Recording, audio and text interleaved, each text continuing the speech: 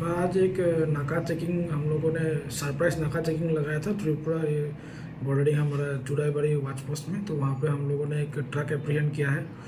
उस ट्रक में हमारा इन्फॉर्मेशन था कि सस्पेक्टेड कॉन्ट्राबैंड उसमें जा रहा है, तो अकॉर्डिंगली हम लोगों को सीज़ किया है।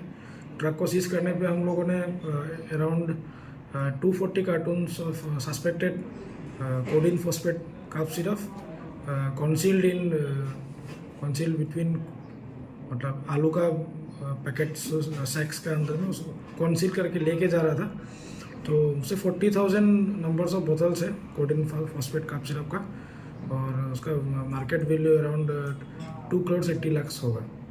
कितना आदमी को पकड़ा है? अभी तक हम लोगों ने 2 आदमी को पकड़ा है। हम लोग त्रिपुरा के रहने वाले हैं। अभी इन्वेस्टिगेशन चल रहा है। वो गाड़ी कहाँ से आ रहा था? गाड़ी गुवाहाटी साइड से आ रहा था और कहाँ जाना? असम से बाहर जा रहा था। वो कहाँ जाने वाला था गाड़ी? त्रिपुरा। वो एक्चुअली वो जो सामान है वो कहाँ जाता है ये? ये तो अभी इन्वेस्टिगेशन में निकलेगा। अभी इन्वेस्टिगेशन स्टार्ट हुआ है।